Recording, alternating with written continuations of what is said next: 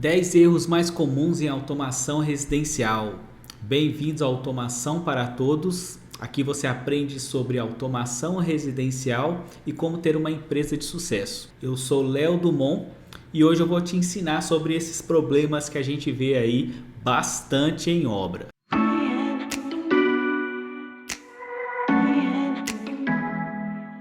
Existem vários erros que nós, integradores, cometemos quando a gente vai fazer a instalação na casa do cliente. Eu falo nós porque eu também já cometi muito desses erros e se eu não me preocupar e se eu não prestar atenção, eu acabo cometendo também. Porque mesmo os integradores mais experientes, vira e mexe, deixa passar algum detalhe aí na obra e aí na fase de instalação acha esses erros e é bem ruim. Quando a gente está instalando, geralmente nós somos um dos últimos a instalar, né, os nossos equipamentos na obra, e quando a gente entra de fato para instalar os nossos equipamentos, os clientes já estão super ansiosos e a automação é uma coisa que o pessoal deseja bastante. Então quando a gente está instalando os nossos sistemas, o cliente está realmente de olho, muito focado, né? Ele quer prestar muita atenção no que a gente está fazendo, porque realmente, além de querer muito aquilo, gera muita curiosidade.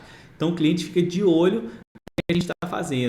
Então ter um problema nesse momento da instalação gera muita insegurança por parte do cliente e às vezes quando ele fica ali em cima, muito afoito em cima da gente, aquilo acaba transferindo para a gente também. Às vezes, quando o integrador não é muito experiente, ele acaba ficando inseguro, ele acaba ficando com medo, começa a se atrapalhar. Então é um momento bem delicado. Quando as coisas começam a dar errado, a gente tem que ficar bem tranquilo para a gente encontrar uma solução, poder ser criativo, porque às vezes quando a gente deixa passar algum detalhe na obra e aquele detalhe vira um problema, muitas vezes é preciso ter bem criatividade para resolver esses problemas. E às vezes até os problemas nem são nossos, muitas vezes a gente deixa alguma coisa por conta do eletricista, por conta da obra em si, e aí o nosso papel é também fiscalizar, né? Prestar atenção enquanto a obra está andando. E aí se a gente deixa passar algum detalhe, geralmente esse problema vira nosso no problema da instalação. Então saber onde a gente costuma errar vai te evitar trabalho e desperdício, além de todo esse desgaste com o cliente. Então vamos lá.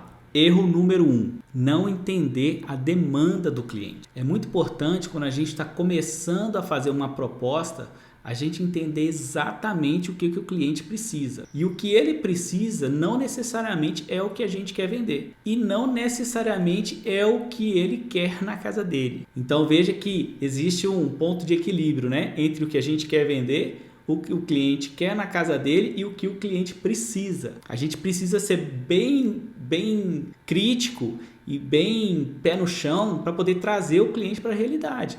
Porque se eu for querer vender tudo que eu desejo, tudo que eu tenho para vender para esse cliente, provavelmente eu vou estourar o orçamento dele.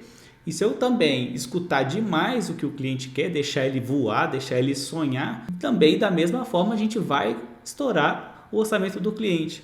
Então é muito importante porque o cliente ele não vai te falar quanto ele tem para investir.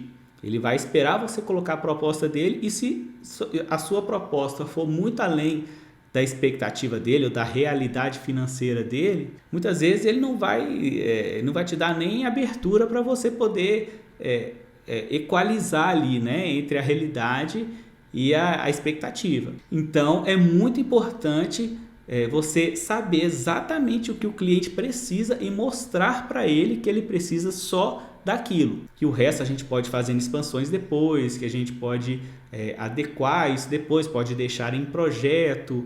Então a gente tem que realmente focar no que o cliente precisa. Segundo erro, não fazer projeto. Parece óbvio, mas tem muito integrador aí no mercado que não está fazendo projeto. E aí não está fazendo projeto, tudo bem, é uma casa que já está pronta, eu vou colocar automação, já sei exatamente o que eu vou fazer. Ok, tudo bem, pode ser uma demanda simples, pode ser uma coisa pequena. Mas quando você leva um desenho, nem que seja um esquema, né, alguma coisa que pelo menos te oriente no momento da instalação, aquilo ali mostra para o seu cliente que você gastou um tempo antes da instalação para planejar aquela instalação, para que ela seja o mais prática possível, que ela já seja bem objetiva. Isso quando a casa está pronta, mas quando está em construção, o projeto é mais do que fundamental, né? O projeto, inclusive, ele te garante entre você e o cliente o que foi acertado e o que foi projetado. Então você faz o projeto, primeiro você faz a proposta, vende para o cliente, né? E aí depois você, de acordo com aquilo que foi combinado, com o que foi vendido, você vai fazer o projeto para o cliente, vai desenhar toda a instalação, vai planejar, vai projetar tudo aquilo ali. Antes de executar, antes de mandar o seu projeto para a obra, você vai sentar com o seu cliente, vai mostrar tudo o que foi projetado, tudo que foi planejado, ele vai aprovar, ou então não, né? Ou então ele vai te pedir alguma alteração, vai falar que o que ele pensou era diferente. Aí nesse momento você vai alinhar certinho, né, o que ele quer, o que você vendeu e como vocês vão instalar, né, aquilo. Então, depois que o cliente aprova o projeto, você pega a assinatura dele, ele não pode mais reclamar do que foi feito. Ele pode até alterar no meio da obra, e isso é muito comum, mas toda alteração que ele fizer, você vai fazer uma alteração de projeto e vai pedir para ele assinar. Porque depois que a obra estiver pronta, ele não pode reclamar do que foi feito, já que o projeto foi aprovado. E além disso tudo, o projeto também vai nortear o serviço dos outros profissionais na obra. A arquiteta, o pessoal de obra mesmo, né? Até os pedreiros, eles vão saber onde vão colocar as caixinhas. O eletricista que vai fazer também a infraestrutura elétrica, ele vai saber o que você pensou em automação, onde você quer os cabos, onde você quer as mangueiras. Então, é um ponto de atenção, né, onde você consegue definir até onde vai seu trabalho e até onde vai do outro profissional, porque existem tantos profissionais na obra que se a gente não deixa tudo muito bem acertado, onde começa o nosso, até onde vem o do eletricista, até onde vem o nosso, a arquiteta, quem definiu isso aqui, quem definiu o outro, todas essas coisas estão no projeto. Então ali você se garante, né, com o cliente e com os outros profissionais. Então é muito, muito importante ter um projeto e sempre que ele for alterado, fazer a alteração e pegar a assinatura das pessoas. Arquiteto, eletricista, principalmente o cliente. Mas todo mundo que está envolvido tem que saber de todas as alterações do projeto. Erro número 3. Não ter uma boa rede Wi-Fi. Para mim, um dos grandes gargalos das instalações com automação é a rede Wi-Fi. A rede Wi-Fi, se ela não for muito bem projetada, se ela não for muito bem dimensionada, geralmente a gente vai ter problema com a automação. E aí você pode instalar a melhor solução de automação, o melhor sistema de automação, que com certeza você vai ter problema na sua automação. Geralmente a gente não presta atenção na quantidade de dispositivos que vão ser conectados nesse sistema. Então, por exemplo, as operadoras, né, os roteadores das operadoras, eles são roteadores muito simples, porque as operadoras têm que comprar um monte de roteador para poder entregar a internet para o cliente. Então a operadora, ela não vai investir num bom roteador Wi-Fi. Então aquele roteador que a operadora põe nas nossas casas é só um ponto de entrega de internet. E ali, a partir dali, a gente projeta a nossa rede Wi-Fi. E aí, na nossa estrutura de rede Wi-Fi, nós vamos pensar no alcance das antenas, né, para a gente pegar toda a residência e ter pontos fortes de Wi-Fi na residência toda. Nós vamos poder separar os IPs, definir hiperfixos, principalmente para os equipamentos de automação, para aqueles equipamentos do cliente, mesmo que não seja de automação, mas aqueles equipamentos que ele sempre vai ter em casa, televisões, né, outros eletrodomésticos, até os celulares. Então tudo que o cliente tiver de definitivo, a gente pode fixar esses IPs para não haver conflitos, né? Então a gente deixa uma faixa de IP para automação, para os equipamentos de automação, a gente fixa esses equipamentos, coloca uma outra faixa para outros equipamentos, também fixa, né? E deixa espaços grandes de IPs entre um e outro. E aí aqueles equipamentos que vão ser esporádicos, visitantes, qualquer outros equipamentos que se conectarem nessa rede, eles vão pegar uma faixa de IP que a gente vai deixar reservado bem longe dos IPs fixos, né? A gente vai deixar alguns IPs aí para esses equipamentos poderem se conectar. E aí a gente garante que eles não vão conflitar com os nossos IPs dos equipamentos que já existem na casa do cliente. Então a gente garante uma rede bem estruturada, bem planejada para essa residência, para a gente não ter o problema de Wi-Fi atrapalhando na nossa automação. Isso, inclusive, faz os equipamentos travarem. É muito comum o equipamento travar porque ele não consegue se conectar ou por vários motivos de questão de rede. Erro número 4, não ter uma boa infraestrutura elétrica. E por que uma infraestrutura elétrica mal feita interfere tanto na automação? Bom, na infraestrutura elétrica é que a gente define os pontos de alimentação, separar as cargas de iluminação das cargas de tomada, neutros, principalmente os neutros que a gente acha, neutro é um só na casa toda, mas algumas cargas que a gente tem em casa, elas interferem muito na performance da rede elétrica. Então a gente precisa sim separar a automação, a iluminação das outras cargas da casa. Caixinhas duplas, se você for colocar módulo nas caixinhas de interruptor, o dimensionamento a bitola dos cabos. Então toda essa infraestrutura elétrica interfere muito na automação. Uma infraestrutura elétrica bem feita e estável contribui muito para uma automação de bom desempenho. Erro 5. Misturar cabos e equipamentos de automação ou de dados com elétrica. Isso tem muito a ver com o erro 4, mas é um dos que a gente mais vê nas obras. As pessoas acham que não tem nenhum problema, ou às vezes sabe que tem problema, mas não tem outro jeito, eu vou fazer assim mesmo, é o mais fácil. E acaba negligenciando essa parte. Mas é um dos motivos que a gente vê esses acionamentos fantasmas. O que é acionamento fantasma? A gente está aqui, daqui a pouco a luz acende sozinha, ou ela apaga sozinha. Ou então, às vezes, quando a gente vai dar o comando, o módulo não responde, o módulo está travado. Tem alguns módulos que eles são acionados por fase, né? Às vezes a gente liga ali traz a fase do interruptor direto na entrada do módulo. Então, você aciona a fase. Essa seria a entrada do módulo, né? Então você aciona a fase, ele aciona então o circuito de iluminação, né? E aí imagina, eu já vi circuitos com indução de 80, 90 volts. Então esses sistemas que são acionados por fase, imagina uma indução de 80, 90 volts, ela vai ficar ali acendendo e apagando a sua lâmpada. Então você passar um cabo de dados com um cabo de elétrica garantidamente vai te trazer problema de indução e você vai ter esses acionamentos fantasmas. Eu estou cansado de ver nos grupos de automação as pessoas tendo problema de indução, justamente porque estão passando os cabos de dados junto com os cabos de elétrica. Eu já vi até o pessoal instalando módulos, esse tipo de módulo aqui, né? O pessoal instalando esses módulos dentro do quadro disjuntor. Imagina, se instalar isso, imagina a indução que vai dar, né? E o pessoal sempre reclamando que está dando esse tipo de problema de acionamento fantasma. Garantidamente é um problema de indução. Basta resolver o problema da indução que a gente resolve isso. Agora, como é que faz depois da infraestrutura pronta? Depois de tudo pronto? Vai dar um trabalho danado. Erro número 6. Não conhecer os equipamentos que estão sendo controlados.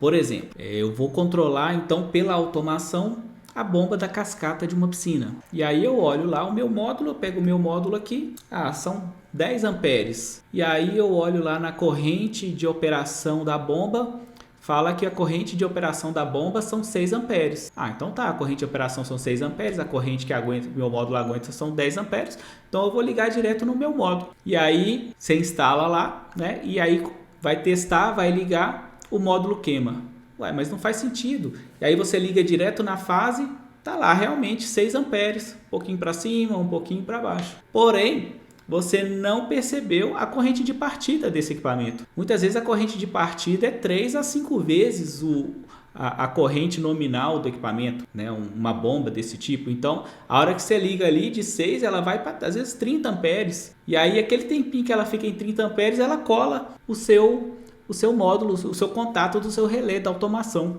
Às vezes você vai fazer uma programação de uma televisão e aquela televisão você não tem um comando discreto de ligar e desligar.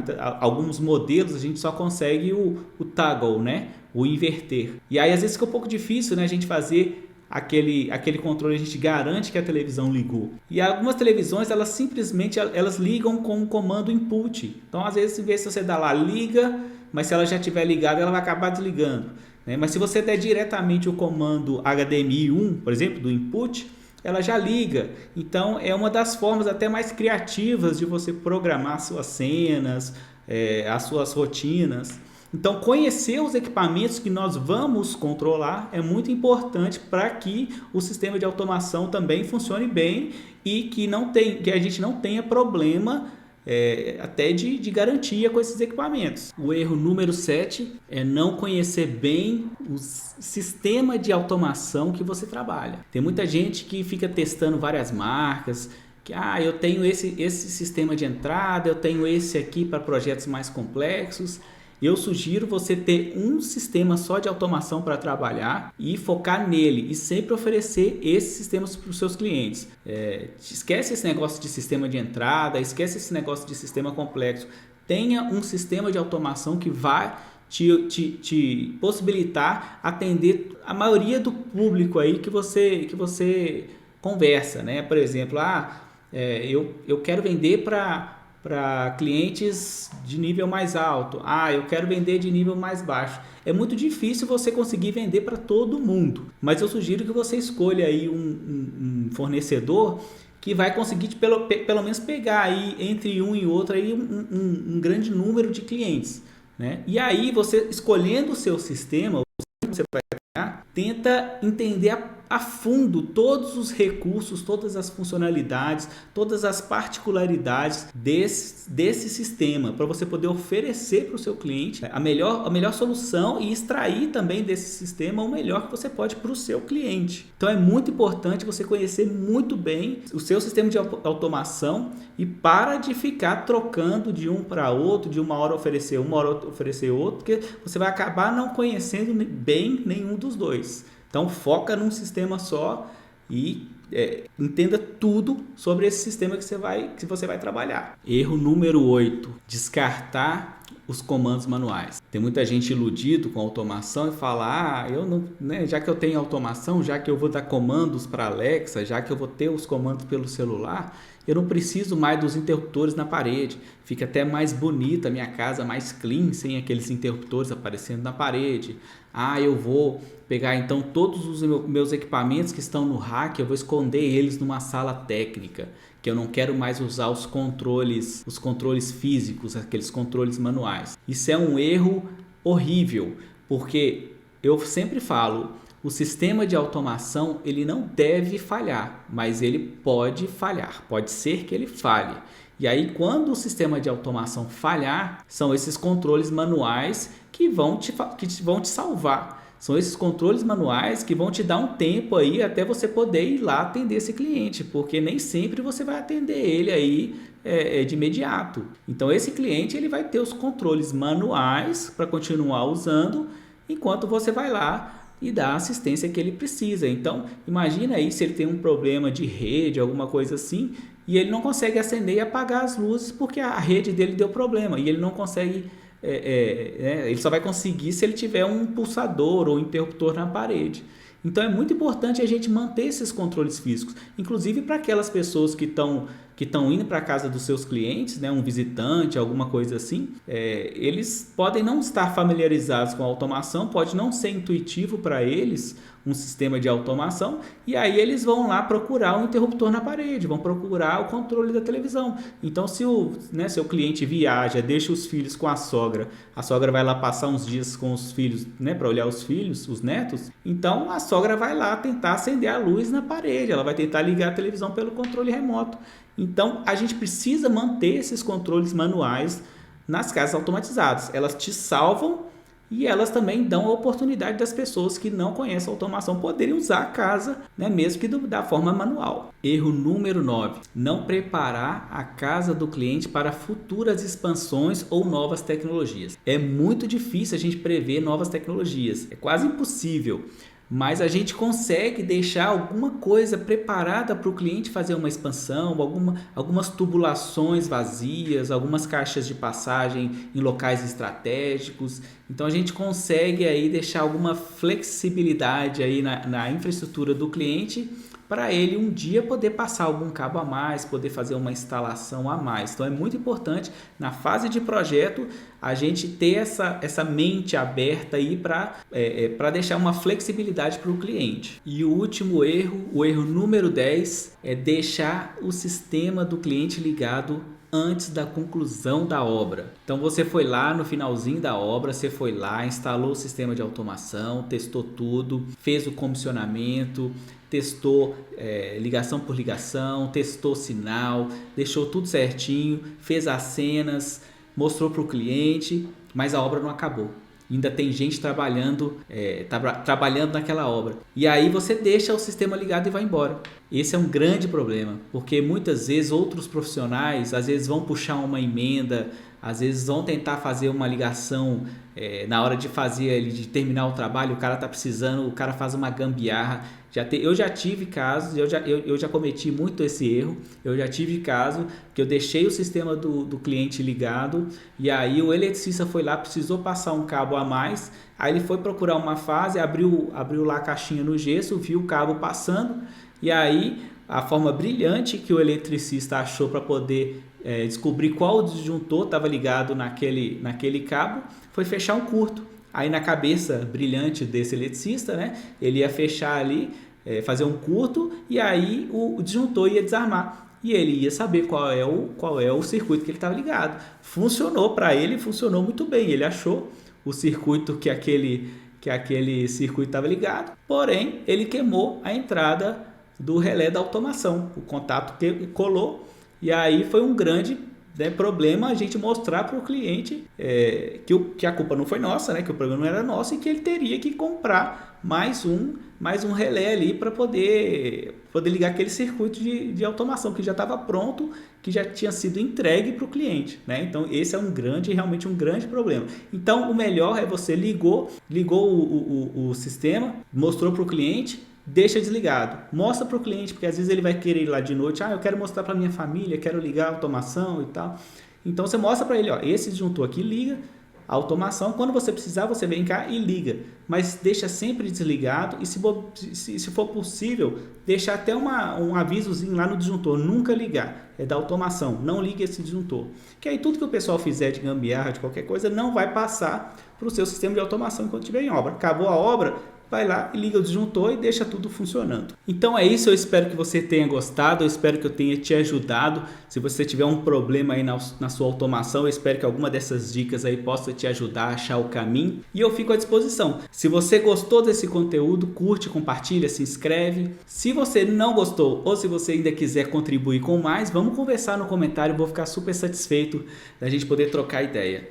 Valeu pessoal, um grande abraço.